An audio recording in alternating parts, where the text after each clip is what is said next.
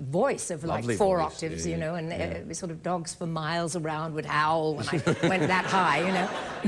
And so I joined the act, and then eventually we became a threesome, and then I went out on my own after that, all over England. And did you ever work with people like Peter Sellers and these people around Spike Milligan? Yes, and Tony Hancock. And Tony Hancock's a very interesting figure, wasn't he? He was very tragic, very funny comedian. Yeah, I did a lot of English pantomimes, which I don't think many Americans know what English pantomime is. Well, stay with us, America. Here's what we're going to do. About 2 hours to explain it, right? It's hard to explain. Basically, it's a lot of men dressing up as ladies. Right, and, a lot of ladies dressing up as men. And catchphrases. Yes.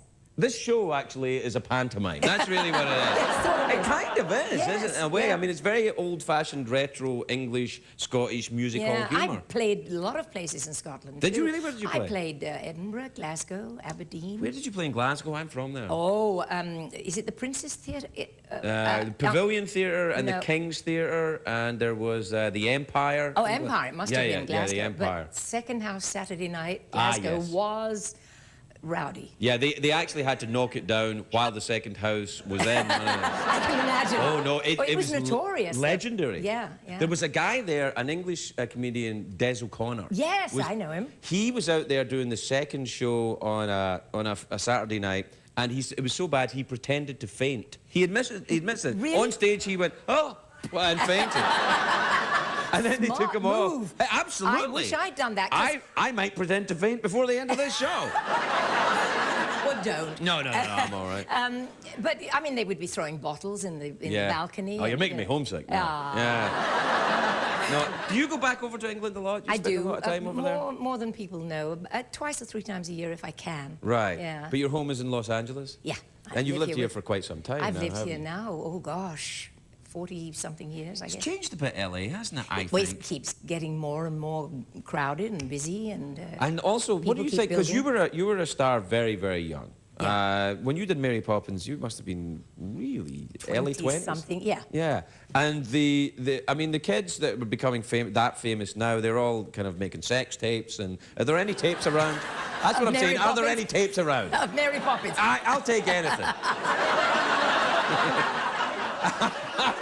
Well, sadly, no, because, I mean, that would keep one forever in front of the public, I think, if one had done that. But there's a very nasty film audition that I did, which was so awful that if it ever came out, I might never have worked in this town again. Let's get hold of that, will we? I knew you'd go there. No, of course, no, I wouldn't do it. Do you think I mean, it's very different now with it. I mean, we were talking earlier on about the studio system, which you would have just clipped the tail end of it, right? Right.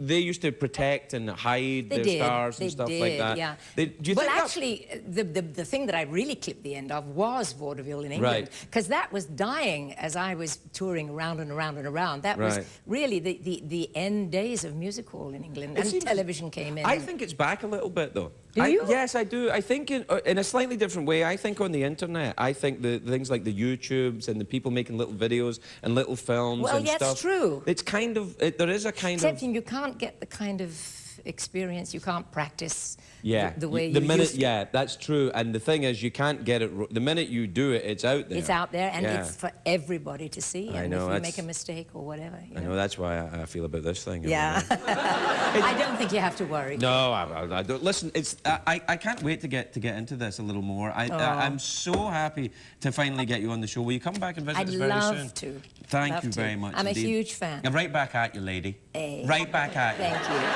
Lovely Julie Andrews, everyone. We're right back.